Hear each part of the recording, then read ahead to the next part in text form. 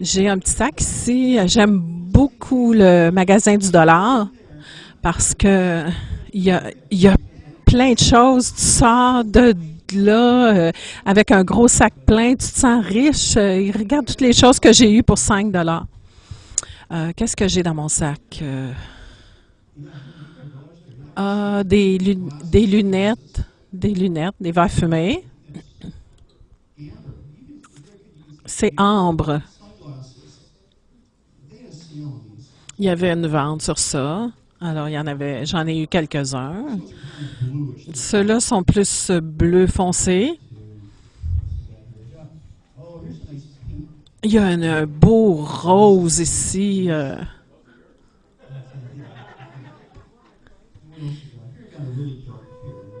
Et ceux-là sont vraiment plus foncés, là, plus sombres. Il y a d'autres choses ici dans mon sac.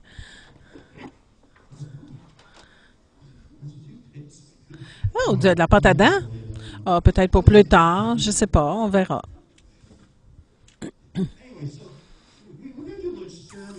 On va faire une petite expérience. 4 paires de lunettes. Qui est-ce que je pourrais choisir? J'ai besoin de quelqu'un qui n'a pas de lunettes. Viens, bête. Il y a, il y a des roses, là. Mets les dents pour voir. Ah, dis-moi, est-ce que les choses ont l'air différentes? Les choses sont un peu plus rosées.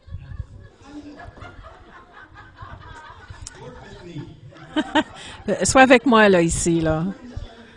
Comment ça que la pièce est devenue plus rose? Ah, elle dit c'est à cause des lunettes. Ah, c'est comme ça, la pièce n'a pas changé. Essaie les jaunes.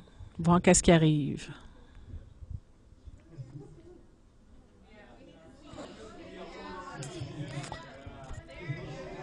Oh!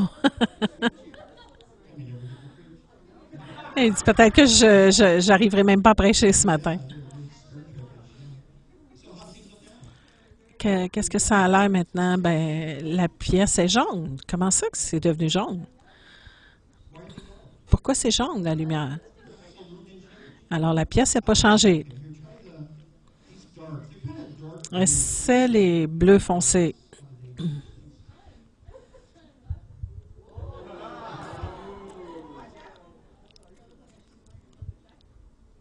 Est-ce que je devrais porter une veste de cuir? Qu'est-ce que ça a l'air maintenant? C'est très foncé. Ceux-là sont vraiment très foncés.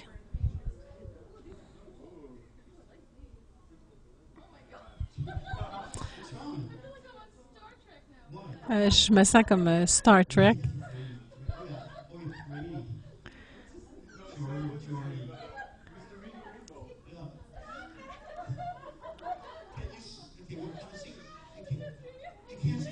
Et je peux rien voir. Veux-tu dire que la pièce vient de disparaître? Non, non, c'est les lunettes. OK. C'est pas une expérience tant qu'on l'a pas fait 2 fois. Alors, il faut répéter 2 fois l'expérience pour qu'elle se vérifie.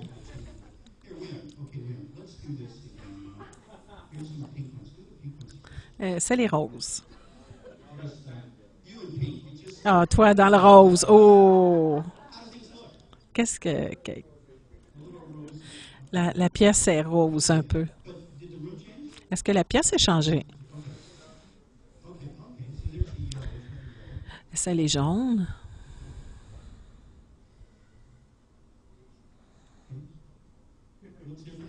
C'est différent encore. Mais la pièce est toujours pareille. Elle est plus foncée. Je veux juste vérifier là, pour être sûr que c'est pas juste le côté de bête là, qui est comme ça. C'est pas si pire, c'est un petit peu plus foncé. Et c'est les noirs, là, vraiment foncés, là. OK. Euh, Qu'est-ce que tu vois? Je vois noir. Alors, tu as confirmé ce que Bert a vu. C'est très intéressant que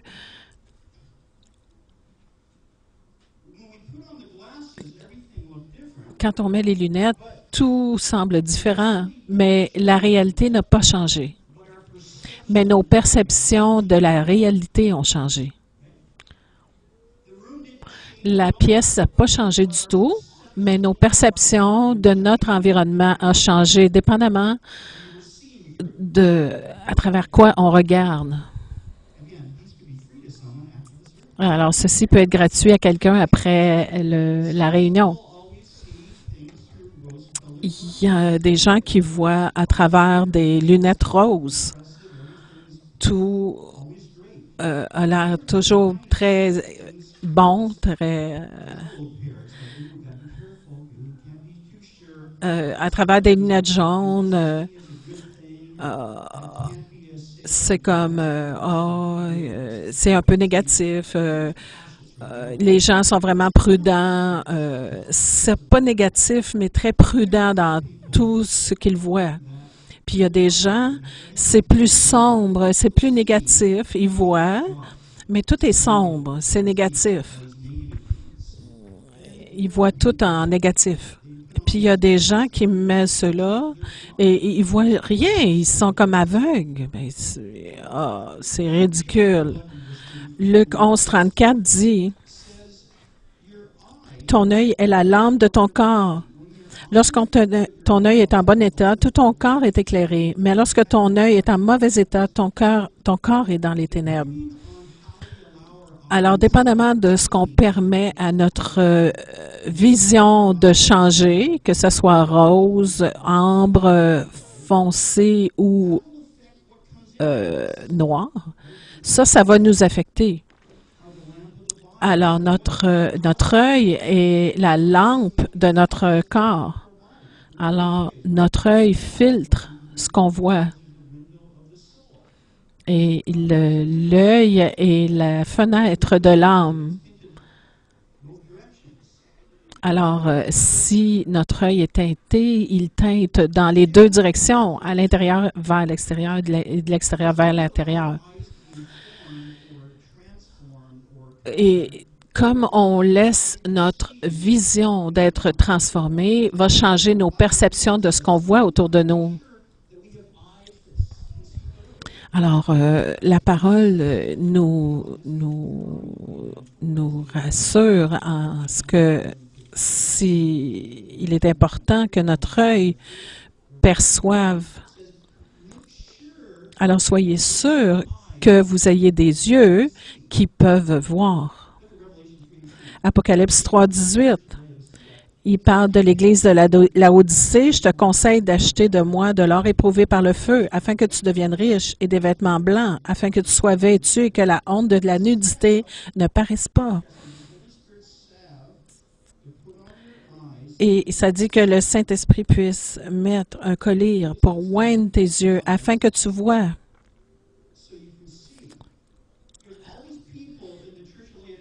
Il y a tous ces gens dans l'Église de Laodicée et Jésus leur dit, vous êtes aveugles.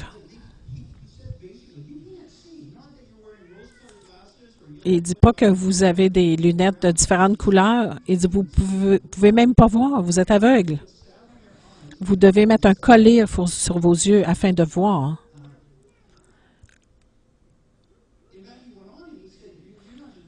Et il a même dit, vous n'êtes pas juste aveugle. Ils ne pouvaient même pas voir leurs conditions. Le problème aujourd'hui, c'est que nous, maintenant, dans des zones de nos vies, on peut voir très clairement, mais dans d'autres zones de nos vies, on ne voit pas si bien. On ne voit pas clairement. Pour différents domaines de nos vies, on a différentes couleurs de lunettes.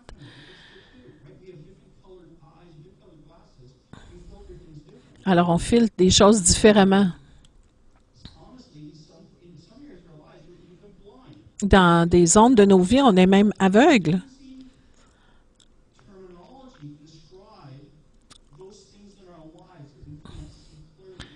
Il y a une terminologie dans nos vies qui décrit blind spots, OK, des zones aveugles,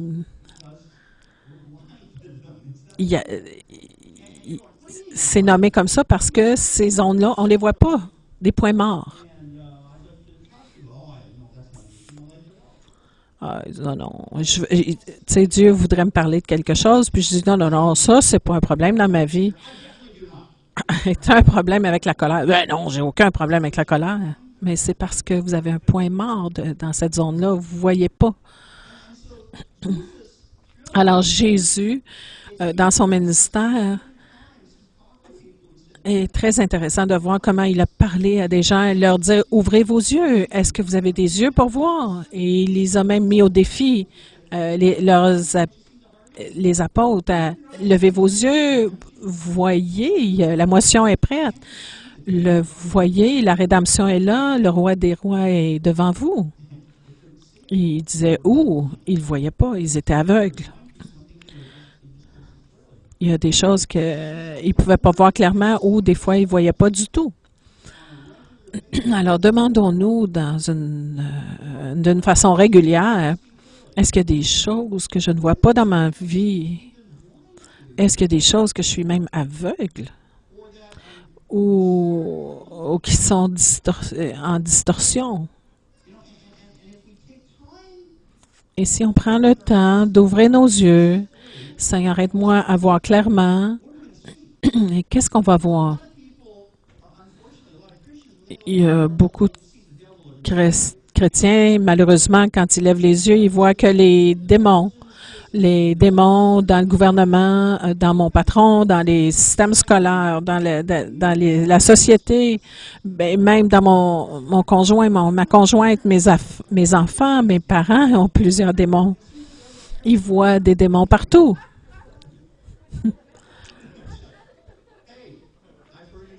J'en ai entendu beaucoup. Pasteur, est-ce que je peux te parler? Je crois que ma femme est possédée du démon. Parlons de ça. Parlons-en. Peut-être.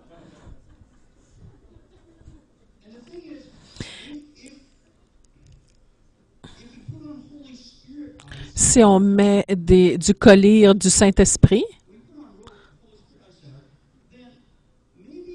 et là, peut-être, on verra peut-être pas le Satan autant.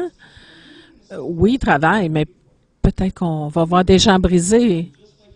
Des gens comme nous, une société brisée, remplie de gens brisés, avec une église remplie de gens brisés, parce qu'on reflète la société. On voit la société qui a promu le libertinage, la vie, la corruption, la performance, et on voit l'épuisement. Alors, on voit que la vie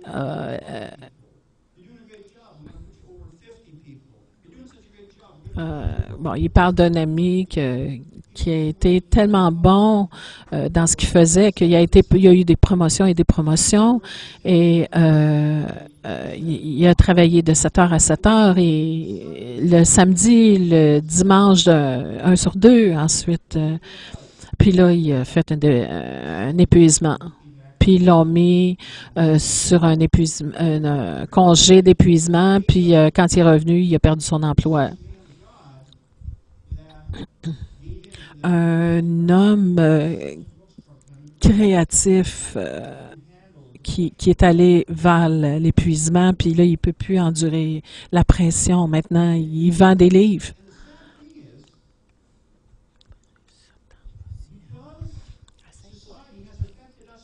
La société nous a affectés, puis la société nous a affectés, puis on a en nous des brisements, des zones qu'on a besoin de guérison. Alors, on est à être transformé de gloire en gloire et on s'en va vers le perfectionnement. Mais dans la vie des chrétiens, il y a cette pression de ne pas montrer nos zones brisées. Alors, on met des lunettes, puis on essaye de couvrir et de ne pas montrer. Puis si on met des lunettes très sombres, on ne voit pas du tout où on en est. C'est pour ça qu'on a besoin les uns des autres.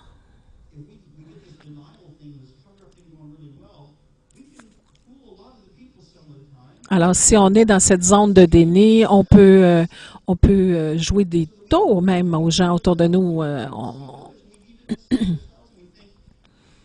On a déçu et on se déçoit soi-même quand on voit pas ce qu'il y a.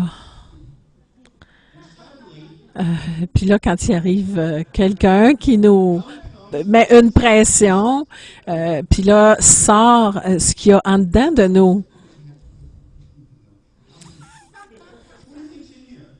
Qu'est-ce qu'il y a là-dedans, vous croyez? C'est de la pâte à dents.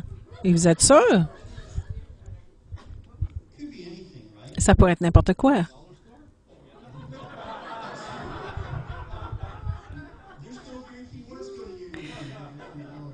Et si ça vient du magasin du dollar, t'es pas sûr. Je vais le presser un petit peu. Ah. Qu'est-ce que ça sent? Ça sent la pâte à dents. C'est de la pâte à dents. Alors, si je presse ce tube, qu'est-ce qui va en sortir? De la pâte à dents. Pourquoi? Parce que c'est ce qu'il y a dedans. J'ai une brosse à dents. Alors, c'est quoi de la pâte à dents sans une brosse à dents? Juste en cas que quelqu'un en a besoin. Alors, le point est... C'est quoi le point? Laissez-moi réfléchir. Le point est... Alors, quand on est pressé et que la colère sort et que des paroles de colère sortent ou la peur, oh, excusez, ça, c'était pas moi. Mais c'est sorti de toi.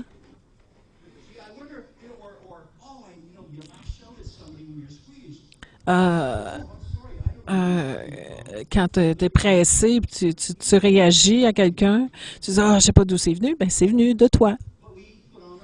Alors, on met nos œillères et c'est très noir et on voit pas nos points morts. Et on voit pas ce qui sort de nous. Puis là, on est surpris que ça sort de nous parce qu'on est tellement bon à pas voir ce qui se passe en dedans de nous. Ça, c'est l'introduction. Alors, je dois bouger là ici ce matin. Alors, on se déçoit soi-même parce qu'on met des lunettes très sombres. On se déçoit soi-même en pensant qu'on va bien. Alors, on juge les autres d'après les lumières les lunettes qu'on met. Alors, si on met des lunettes roses, je suis correct, t'es correct. Et si on met des lunettes sombres, et soudainement, tu n'es plus correct. Alors, on voit qu'on n'est pas correct, mais on se convainc qu'on est correct, là. Parce qu'on sait qu'on est correct. Mais en fait, on ne l'est pas. Alors, quand Jésus a dit, si vous aviez des yeux pour voir, et donc voyez. Et je crois qu'il disait, regarde autour et regarde en toi aussi ce qui se passe. Ça va de deux côtés, parce que les fenêtres, c'est pour voir dans les deux directions. Alors,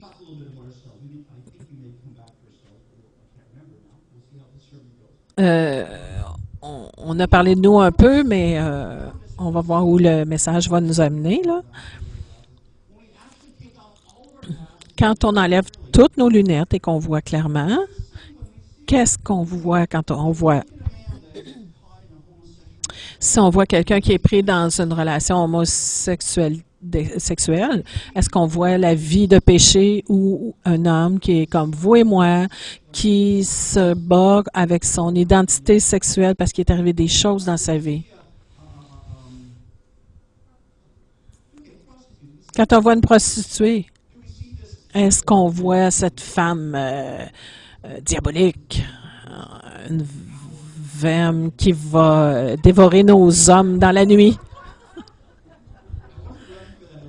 Je n'étais pas prête pour cette illustration-là. Ou est-ce qu'on va voir une femme brisée qui combat avec son identité, la peur de ne pas avoir d'argent ou et quelqu'un qui est dans l'abus de drogue? Oh, tu es un dépendant. Ou si on voit quelqu'un qui est brisé, enlevez vos lunettes roses. Il ne devrait pas faire ça. Sa vie est bonne. Ils ont eu les mêmes choix que nous, puis ils ont ils ont fait des mauvais choix, donc c'est leur faute. C'est le problème des lunettes roses, c'est quand il arrive quelque chose de pas bien, c'est la faute de cette personne-là. Ou si on voit qu'à cause de la pression des pères, ça a provoqué des choses dans la vie de ces gens-là. Quand on regarde autour, est-ce qu'on voit des pécheurs, des problèmes, ou si on voit des gens qui ont désespérément besoin d'aide, de patience, de compassion et d'une touche de guérison? Alors, ce que nous voyons, lorsque nous regardons avec les lunettes que nous avons, va déterminer ce que la personne va recevoir, soit de la condamnation ou de la guérison. Ce qu'on voit n'est pas déterminé par les gens, mais déterminé par nous.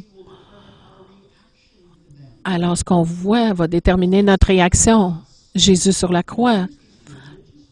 Et voici ces gens religieux qui pensaient qu'ils étaient totalement dans la volonté de Dieu et ils plaisaient Dieu en amenant Jésus à la croix. Imaginez la déception. Ils étaient vraiment convaincus que c'était un acte d'adoration de clouer Jésus sur la croix, clouer ses mains et ses pieds. Alors, qu'est-ce que Jésus a dit? Attendez que je débarque d'ici, vous autres, ma gang de pécheurs. Non, il a dit, Père, pardonne-leur, parce qu'ils ne savent pas ce qu'ils font. Ils ont été aveuglés par la société, puis ça l'a affecté leur perception. Mais je peux voir clairement. Je peux voir le brisement en eux. Je ne vais pas juste mourir pour les pécheurs qui ne savent pas ce qu'ils font, mais je vais mourir aussi pour ces gens religieux qui pensent qu'ils sont vraiment dans la vérité, puis ils pensent qu'ils te glorifient en me tuant. Je vais mourir pour eux aussi. Alors ça, c'est vraiment extraordinaire. C'est facile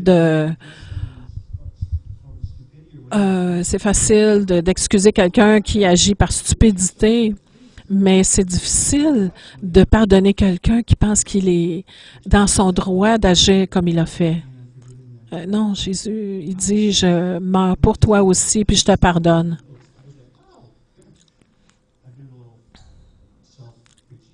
Je me prêche là, ici ce matin.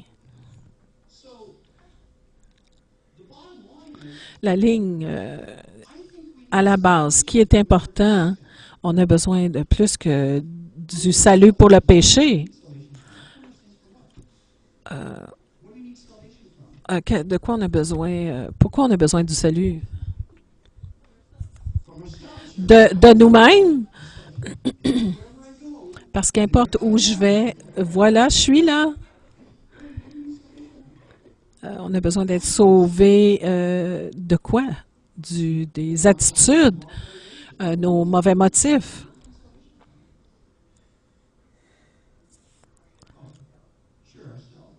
Nous-mêmes.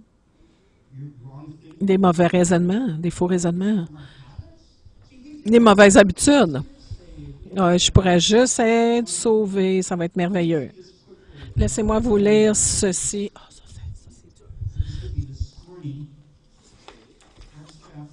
Acte, acte 8.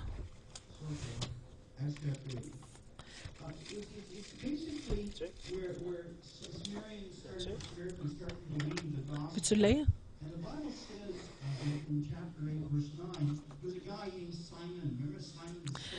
Acte 8, 9. Simon le sorcier qui pratiquait la magie. Tout le monde allait vers lui, il donnait de l'argent, il disait la grande puissance.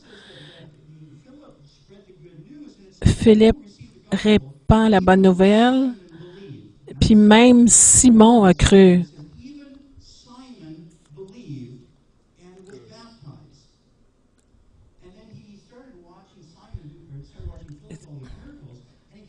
Même Simon a été baptisé. Ah.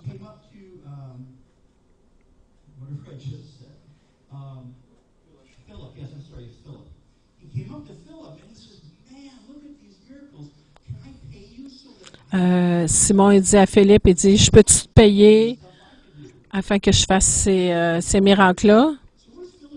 Qu'est-ce que Philippe dit au verset 21? Il n'y a pour toi ni part, ni lot dans cette affaire, car ton cœur n'est pas droit devant Dieu.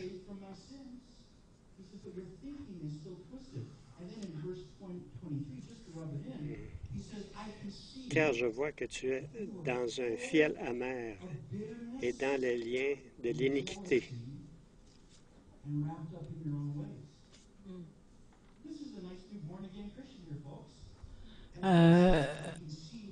Philippe, il dit, je peux voir que tu es rempli d'amertume. Il dit, ton âme est sauvée, mais ça ne travaille pas bien encore. Tu es rempli d'amertume, de jalousie. Ça, c'est un chrétien, là. Qui a accepté l'Évangile, qui a donné sa vie à Jésus, qui a été baptisé. Mais Philippe dit, tu as besoin d'être sauvé plus que de tes péchés, de ton amertume, ta jalousie, tes mauvaises façons de vivre et de penser. De quoi on a besoin d'être sauvé? Nos péchés, nos blessures, nos liens générationnels, nos tourments, nos insécurités, nos rejets, nos tourments, nos peines, nos attentes irraisonnables. On a besoin d'être sauvé de plein de choses, de guérison. Et plusieurs d'entre nous, on est comme des oignons. On enlève une pelure, puis il y a encore une autre pelure. Il y a plus de relations intérieures, encore une autre couche. Parce que la vie a tellement coloré nos vies, il y a tellement entaché nos vies que il y a plein de pleurs à enlever. C'est intéressant parce que Scott disait ça dans le premier chant, puis il ne connaissait pas ce matin le sujet. Dans Luc 4, 18, 19, ça c'est notre mandat. L'Esprit du Seigneur est sur moi parce qu'il m'a oint sur chacun de nous pour annoncer une bonne nouvelle aux pauvres. Il m'a envoyé pour guérir ceux qui ont le cœur brisé, pour proclamer aux captifs la délivrance. Il nous a envoyés pour faire le ministère, le couvrement de la vue pour l'aveugle. Et il y a beaucoup plus d'aveugles qu'on pense, aveugles à plein de choses. Cathy parlait des jeunes vendredi. Dans le bouddhisme, wow, c'est cool parce que tout le monde est égal. Puis là, elle dit, wow, tu as été déçu parce que c'est pas vrai. C'est l'enseignement qu'ils ont reçu. Les jeunes pensent que d'essayer le bouddhisme, parce que tout le monde est égal. Il y a des animaux de la ferme qui sont égaux. Il y en a qui sont plus égaux que d'autres. Recouvrer la vue des aveugles. Renvoyer libres les opprimés pour publier une année de grâce du Seigneur. C'est l'année de faveur. C'est important, c'est intéressant de voir comment Dieu, la parole parle du jour du jugement, mais l'année de la grâce. Un jour de jugement, mais l'année de la grâce. Quand la guérison commence, comment on va faire ce que le verset dit? Comment les gens sont guéris? La guérison ne commence pas quand l'appel à l'autel ou quand la personne tombe sous la puissance de Dieu. La guérison ne commence pas quand les larmes commencent à couler ou quand la prière du salut est faite parfaitement et correctement. La guérison commence quand la personne rentre dans un environnement spirituel sain. C'est là que la guérison commence.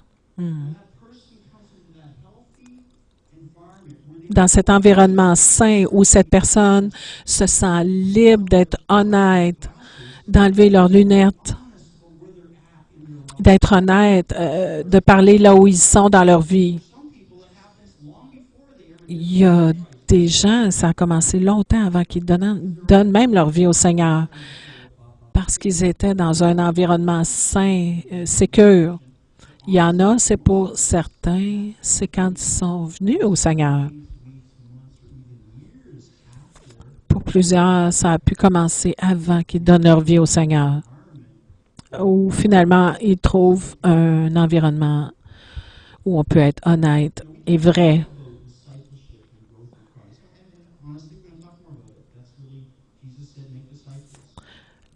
Jésus dit, faites des disciples. Matthieu 28, 19. Allez, faites de toutes les nations des disciples. Pas faire des convertis, mais des disciples.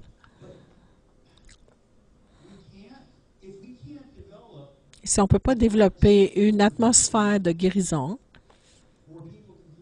où les gens puissent confesser leurs problèmes, ça ne dit pas qu'on va confesser pour être agressé, condamné. Non, au contraire, ça dit afin que vous soyez guéris. Si on fait juste des disciples, ça va créer des gens qui vont avoir peur d'être vrais les uns avec les autres. Et il n'y aura pas de futur pour cette Église-là. Et l'Église de demain va être formée de disciples qu'on va faire d'aujourd'hui.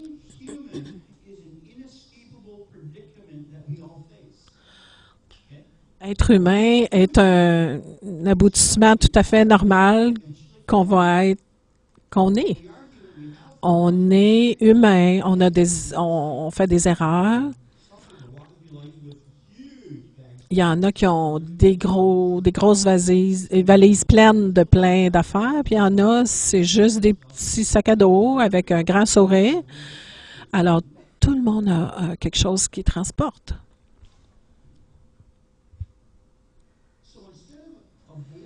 Alors, au lieu de couvrir et d'éviter notre humanité, on devrait travailler à changer notre humanité, à ce qu'elle soit transformée, guérie, restaurée au travers de la tendresse et de la compassion. Alors qu'on l'aime ou pas, on a de l'humanité, puis on ne peut pas prétendre que c'est pas là. C'est avec nous. Alors, Dieu a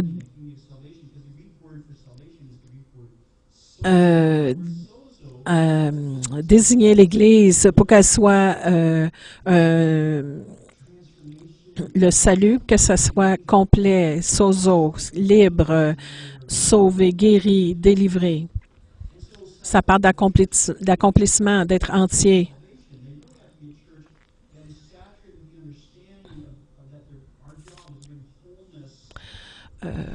Notre travail est d'amener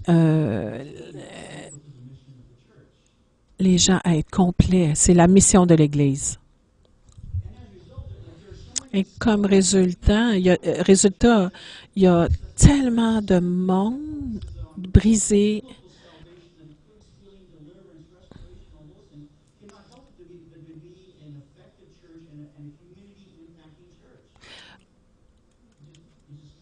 L'Église, elle n'a pas le choix d'être une place où elle apporte de la guérison. C'est qu'importe les signes et les prodiges, si cette Église n'est pas une place où la guérison est promue, cette Église-là va mourir.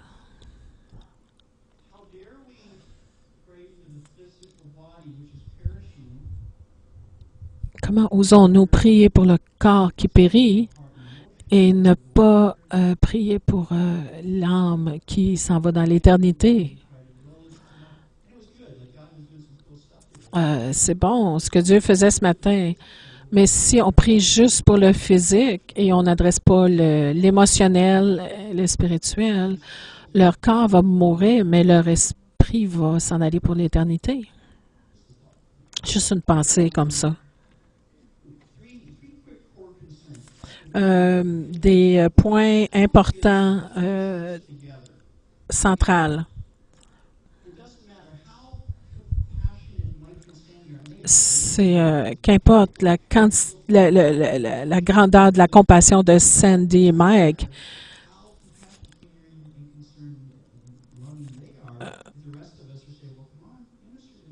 si le reste d'entre nous, on est juste, ah ouais, fais-nous du ministère. Nous devons tous ensemble être l'Église. Tous ensemble. Nous devons enlever vos lunettes roses, vos lunettes jaunes. Si vous avez des lumières foncées, et voyons clairement la même chose. Une société brisée, des gens brisés qui ont besoin d'être guéris.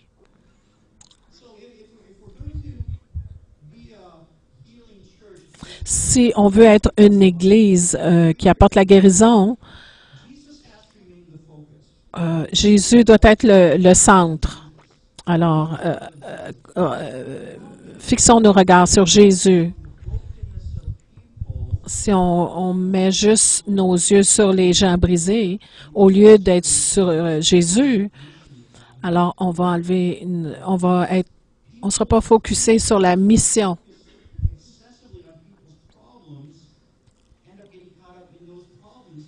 Il faut être focusé sur la solution et non juste sur les problèmes.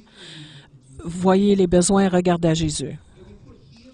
Si on met de la guérison au-dessus de Jésus, on va empêcher le travail que Dieu veut faire dans l'Église.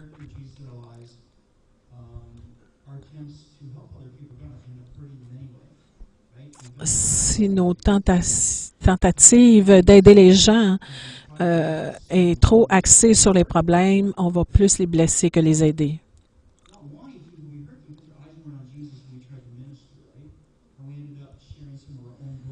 Alors, on aboutit à partager plus nos problèmes que de... ouais, c'est ça. On répand ce qu'on a en dedans de nous, puis on répand ça sur les gens. Puis tu dis, comment, t'es pas reconnaissant de ce que j'ai fait pour toi? Ouais, il dit, laisse-moi à la maison me laver, là, puis voir si je me sens toujours bien, là. Alors, une Église qui est excitée de la guérison, par la guérison, doit être encore plus excitée par Jésus. Parce que Jésus peut faire. Alors, enlevons nos lunettes pour être capables de faire le ministère efficacement, d'une façon efficace.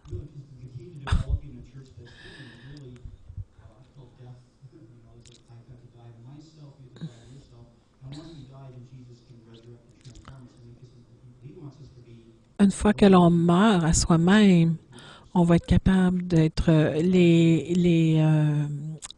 les ministres qui vont être capables d'apporter la guérison d'une façon efficace comme Jésus veut qu'on le fasse.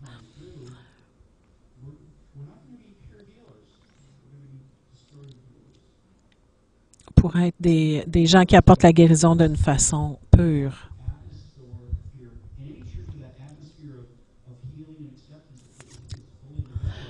Quand une atmosphère de guérison et de compassion, les gens vont juste avoir le goût d'être là.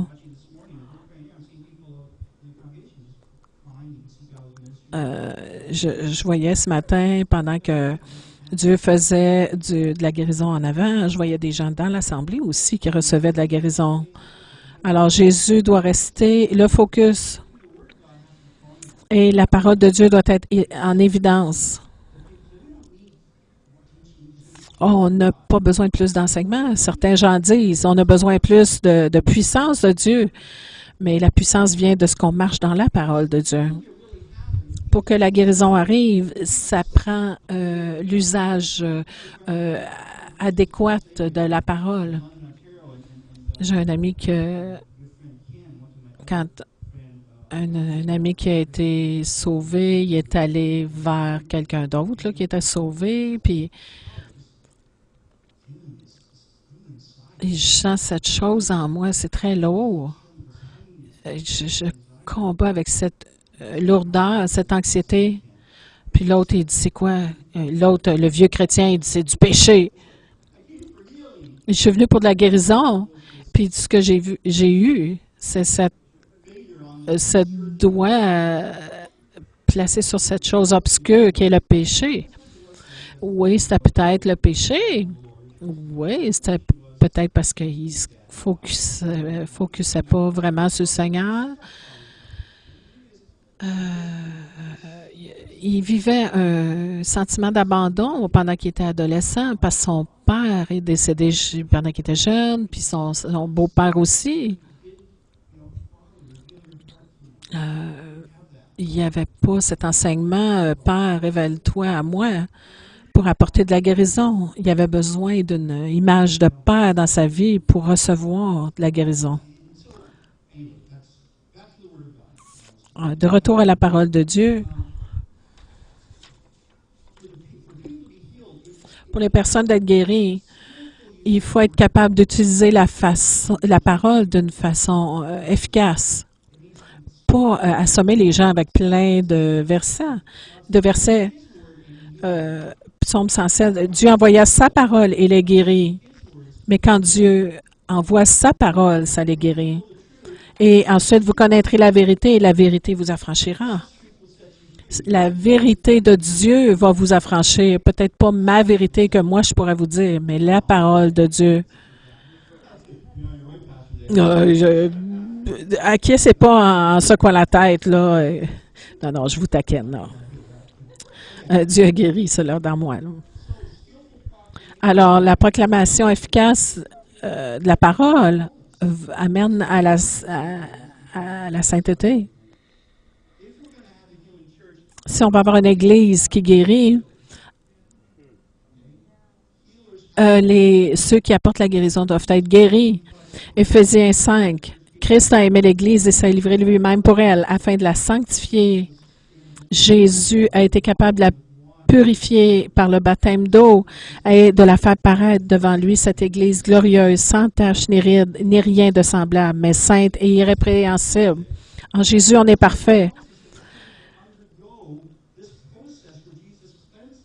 Et on a besoin d'aller dans ce processus constamment, là, d'être purifié, d'être nettoyé de ces rides. Alors, si on veut être une Église qui apporte la guérison, on a besoin d'être guéri et besoin d'admettre et de recevoir du conseil dans ce qu'on a besoin d'être guéri. Si on n'adresse pas nos zones sombres, brisées, si je ne me soumets pas à l'autorité de Jésus dans ces zones de ma vie qui ont besoin d'être guéries, comment je peux...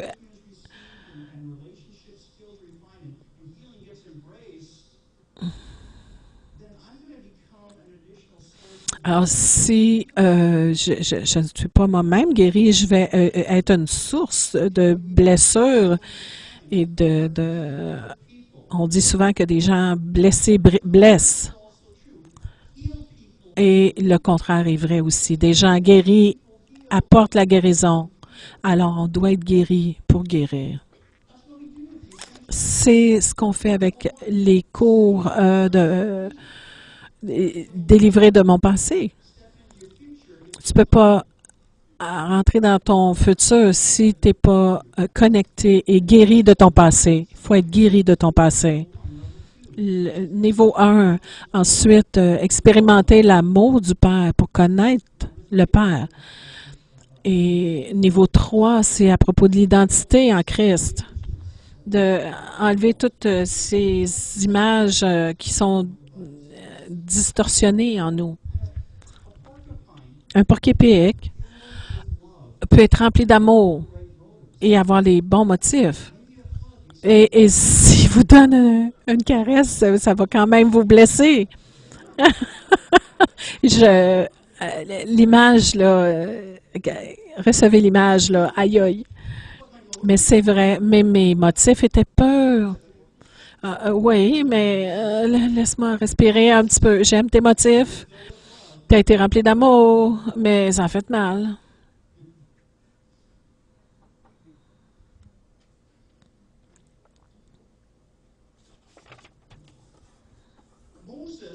Moïse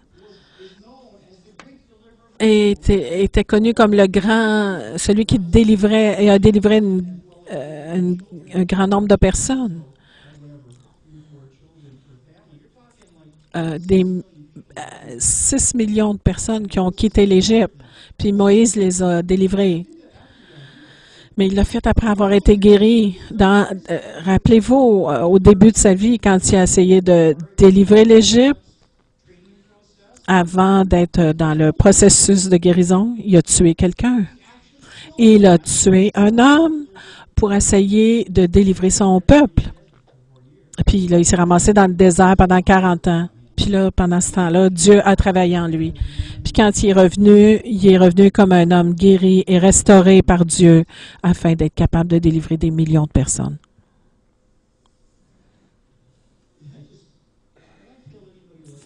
Seigneur, est-ce que j'ai tué quelqu'un dernièrement?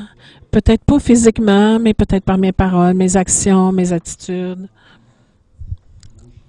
émotionnellement.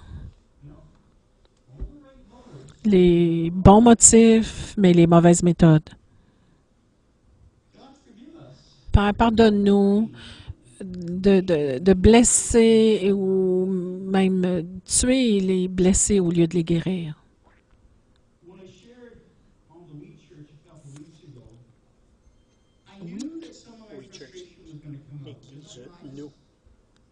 Ah, The We Church. Quand j'ai partagé dernièrement sur nous, l'Église, avant de prêcher ce message-là, j'ai dit à David McCann, j'aimerais que tu évalues mon message à cause de frustration que j'ai vécue dernièrement. Puis j'ai besoin que tu me donnes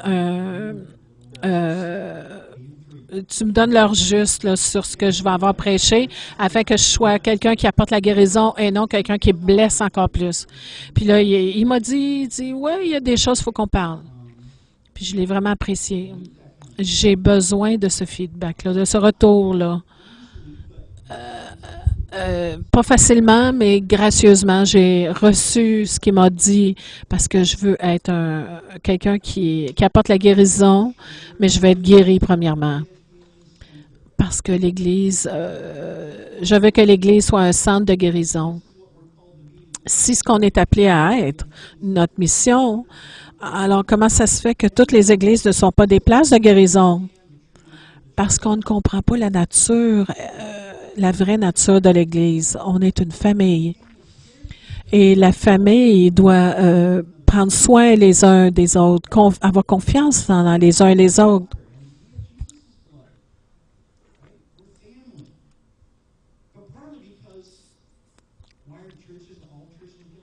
Pourquoi toutes les églises ne sont pas des centres de guérison? Parce que des fois, les dirigeants de ces églises-là sont plus brisés et blessés. Puis, parce que c'est un processus d'être une église de guérison. Ça appelle du sacrifice, de la vision du sacrifice, de l'honneur, de faire des compromis, beaucoup de patience et de la grâce. Souvent, je suis attristée et brisée quand mes propres comportements sont plus blessants qu'apportant de la guérison.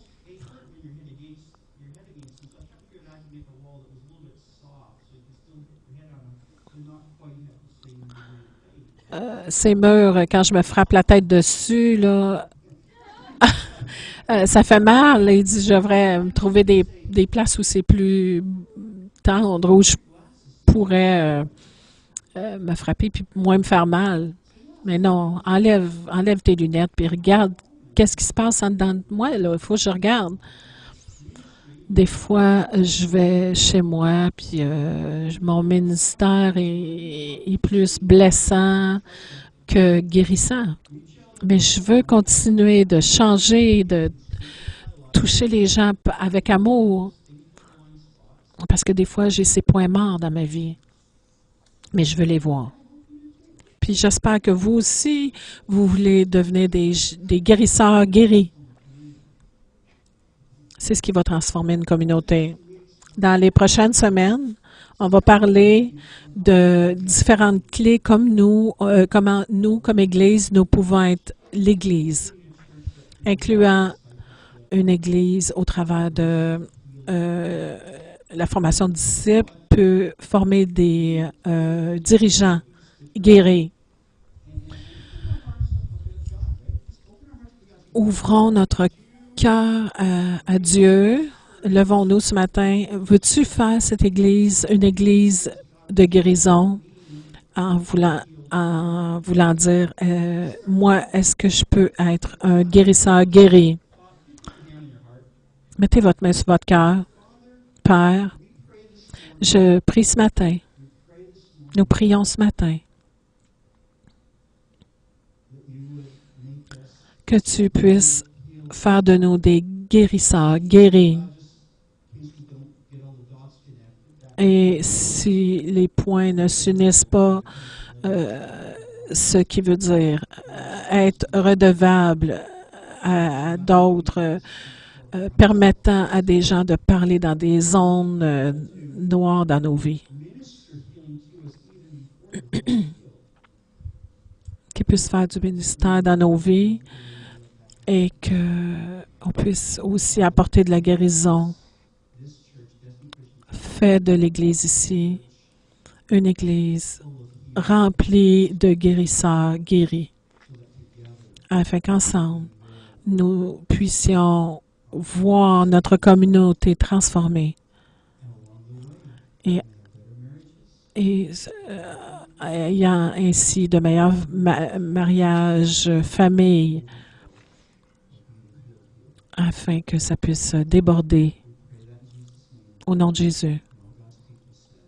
Et le peuple de Dieu de dire Amen.